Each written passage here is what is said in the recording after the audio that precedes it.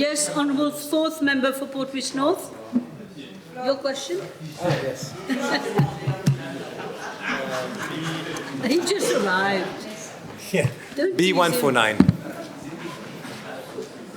149. Yes. Madam Speaker, with regard to Part A of the question, I'm informed by the Commissioner of Police that on Sunday, the 25th of January 2026, at about 15:50 hours, an anonymous call was received at the Etwareea police station requesting police intervention at Palmar Public Beach, where loud music was being played from several vehicles parked thereat, thereby causing a nuisance.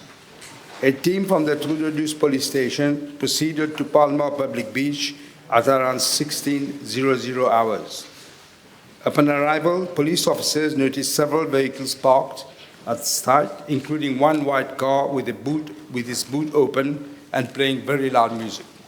Whilst the police officers were making inquiries regarding the owner of the said vehicle, several persons who were nearby and consuming alcoholic beverages became hostile and attempted to obstruct the officers in the execution of their duties. At around 17:00 hours, the police officers accordingly sought reinforcement, and teams from the Emergency Response Service, the Police du Tourisme, and the Divisional Support Unit called to the location at around 18:15 hours to assist the officers.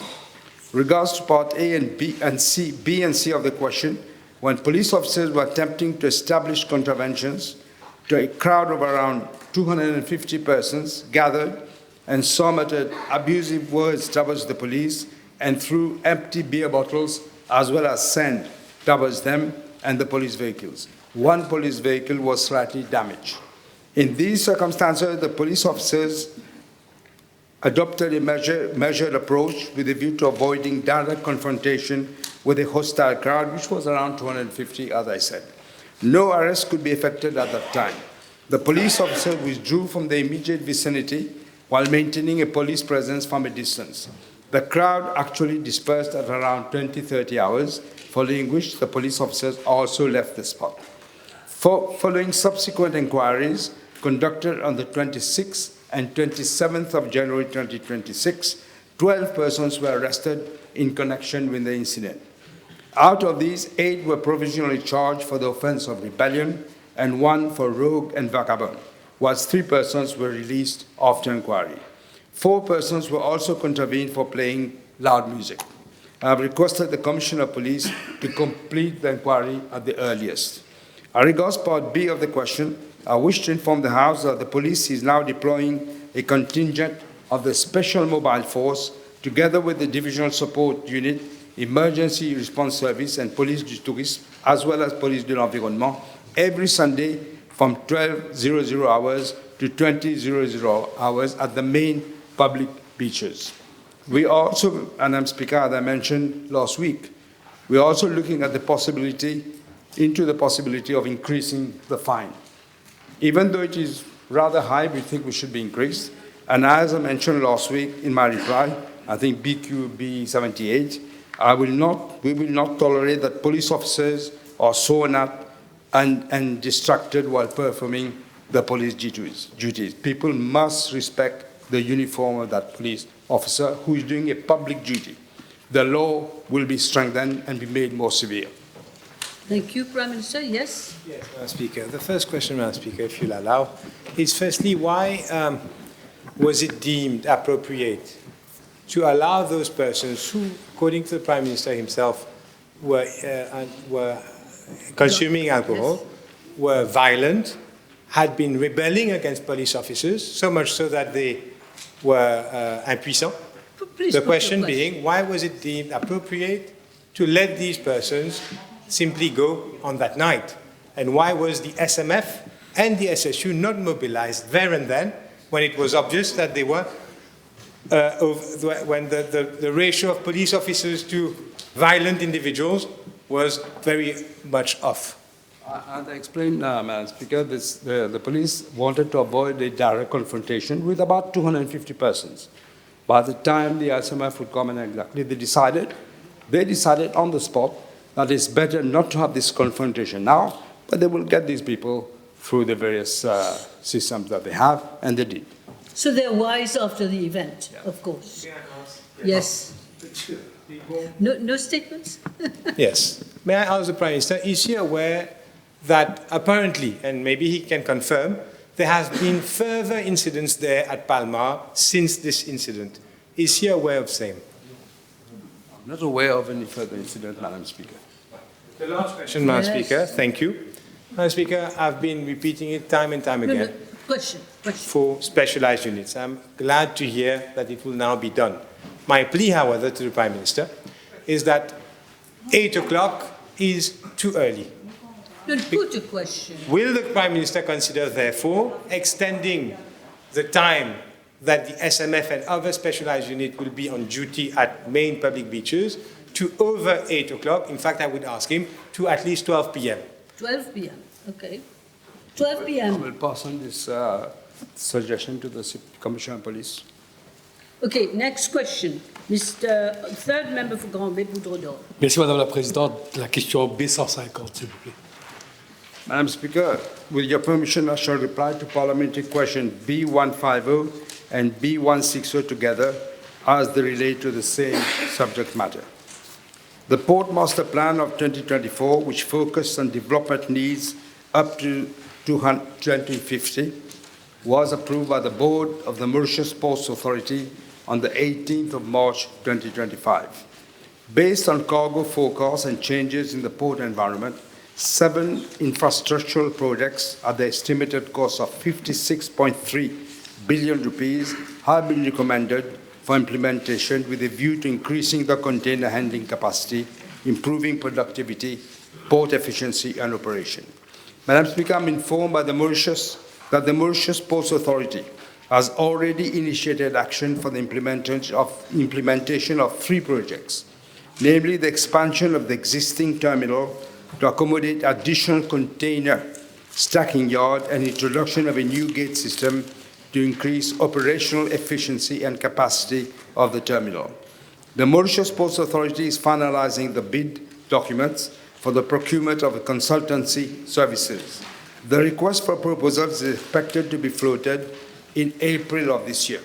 Works of a duration of 18 months are expected to start by the end of 2027.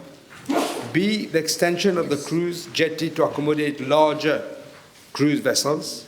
Again, an invitation for proposal for consultancy services through an open international bidding exercise was floated on the 2nd of October 2025. Evaluation of the offers is in progress. Construction works of a duration of 18 months are expected to start by October 2027.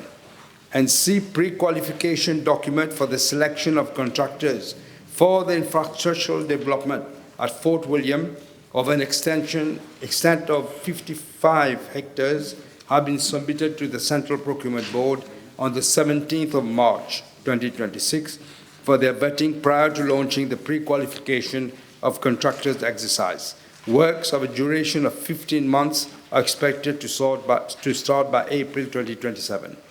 In addition, the reconstruction of case B and C, presently occupied by the National Coast Guard, is being looked into.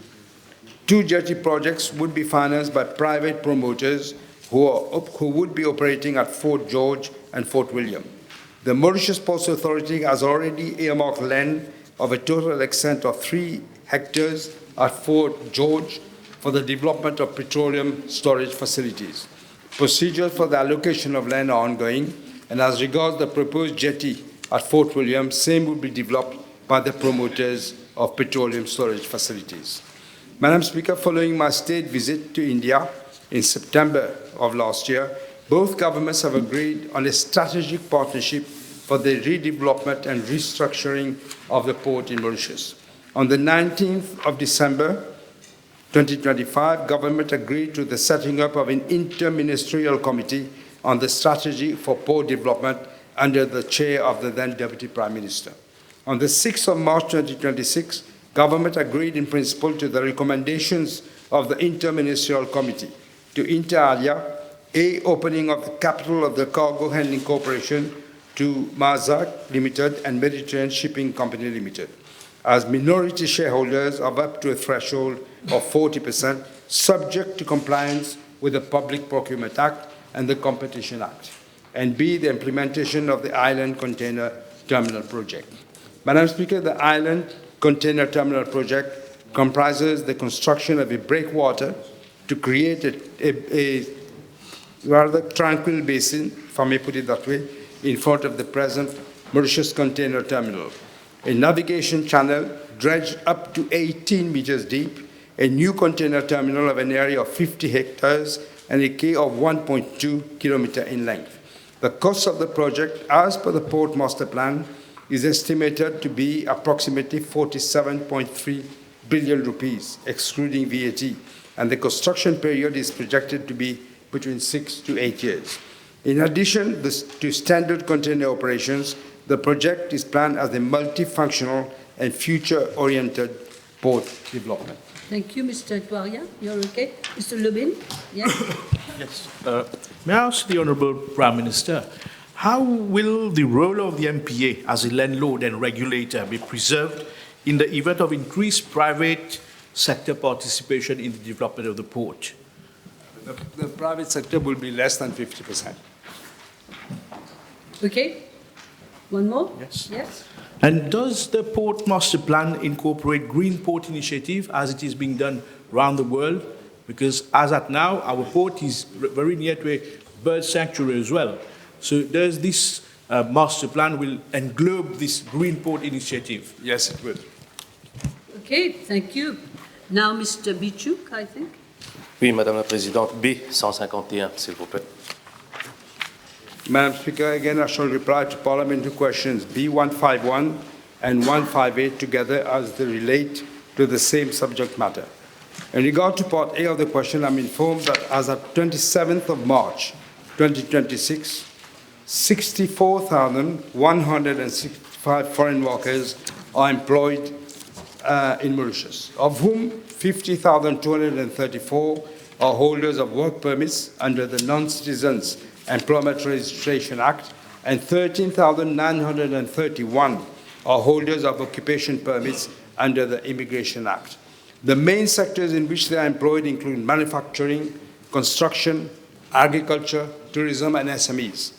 I'm also informed by the Passport and Immigration Office that as at 27th of March 2026, 6,926 foreign workers are overstaying in Mauritius.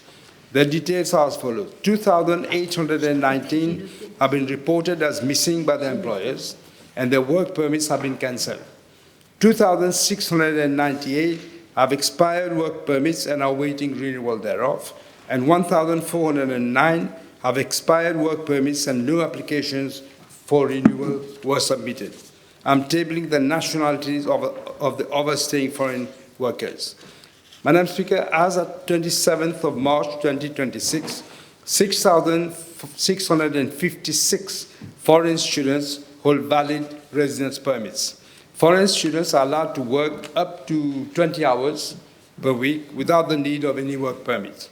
The Ministry of Labour and Industrial Relations is considering to review the existing policy to require concerned institutions to apply for work permits to allow foreign students to work for a maximum period of 20 hours. With regard to Part B of the question, the tracing and tracking team of the Passport and Immigration Office, in collaboration with other units and branches of the police force, do regular crackdown operations throughout the island. For the year 2025, 97 such operations were carried out, resulting in the arrest and repatriation of 944 foreigners. Since the beginning of this year, 24 crackdown operations were carried out and 151 foreigners were repatriated. Madam Speaker, to ensure compliance by employers with within the current legislations, I'm informed that the Ministry of Labour and Industrial Relations is not issuing new work permits unless and until the concerned employers have taken the necessary measures to renew the expired work permits of foreign workers or to repatriate them. Madam Speaker, my government is very concerned about the problem of foreign workers overstaying in the country and is coming up with the following measures to address the matter. One, a combined work and residence permit with the inclusion of a QR code which would allow labor inspectors or the police to verify the real-time status of the work and residence permits during surprise visits. B, a rules-based work permit system which will be implemented, which would also include an accreditation framework for employers to make them more responsible and liable for foreign workers they recruit. Yes, Mr. Beechook, you're okay. Mr. Rukni first. Oh, I'm sorry. It's all right? Thank you, Madam Speaker. Could the Prime Minister please advise the House what problems is the police or PIU having in policing these overstaying workers? It's a good question. The problem is they seem to disappear in thin air. So the police are looking for them. I've asked the Commissioner of Police to, in fact, strengthen the crack team that is doing the work in cooperation, including the SMF if need be. Yes, Leader of the Opposition. Madam Speaker, may I ask the Honourable Prime Minister to confirm the following. In reply to a PQ, the Minister for Labour stated that some 3,000 cases of illegal employment have been regularized. Do we understand that we made something illegal legal? No. It's very often what happens is they have submitted their work, their application for a permit, if I'm not mistaken, and it's being gone through the system. Okay, we finished with that issue, okay? Miss Honourable Third Member for Babajee. B152, please. Madam Speaker, I'm informed by the Gambling Regulatory Authority that as per Section 22.2 of the Rules of Racing of 2024, any jockey and apprentice jockey is mandatorily required to have an insurance cover. Although the rules do not specify the type of cover, insurance taken for jockeys and apprentice jockeys, both local and international, are usually of two types, namely personal accident and health catastrophe cover. With regard to Part A of the question, I'm informed by the Gambling Regulatory Authority that it is the responsibility of the horse racing organizer, currently the MTC Jockey Club, to arrange the insurance cover, which is then billed to the jockey and the apprentice jockey.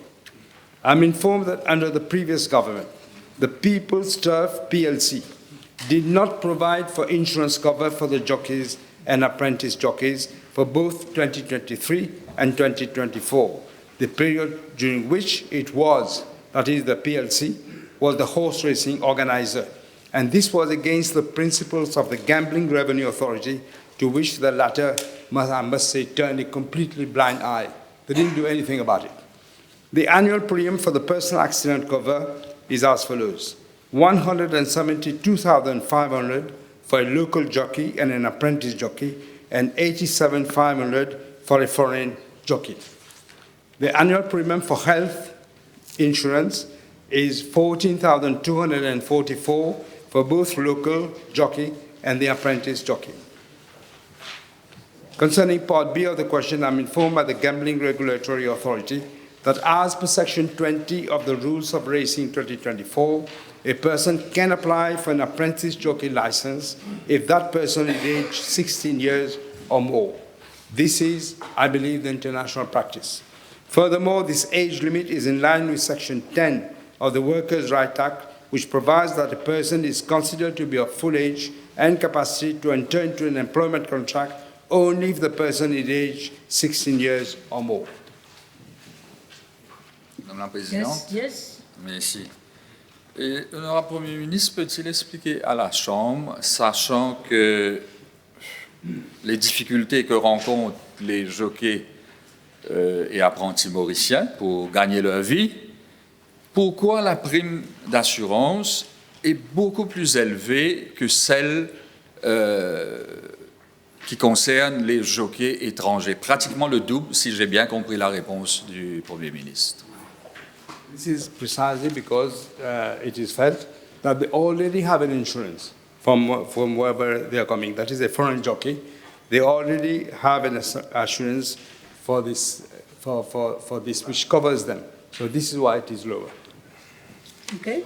L'honorable Premier ministre, trouve-t-il normal de demander aux jockeys et apprentis mauriciens de débourser en une seule tranche 172 000 roupies pour une prime d'assurance qui leur permet d'avoir leur licence, alors qu'on aurait pu leur faciliter la tâche en les faisant payer en mensualité, en plusieurs tranches.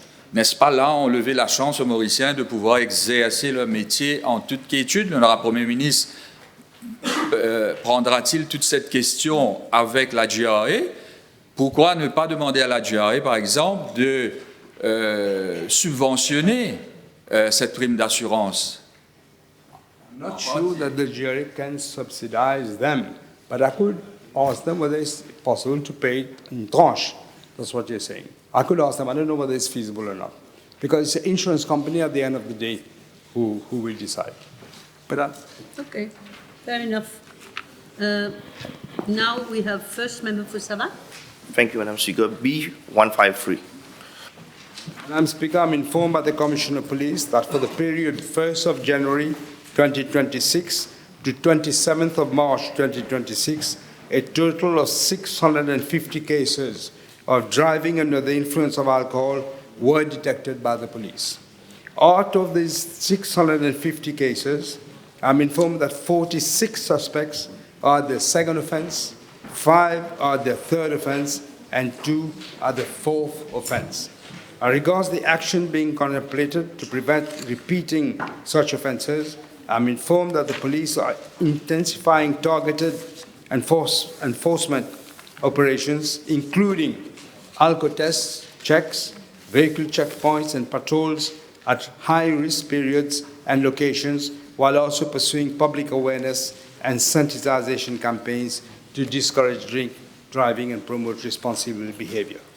Madam Speaker, over and above these measures, government has already announced that stringent actions are being taken and will continue to be taken against all forms of road traffic offences.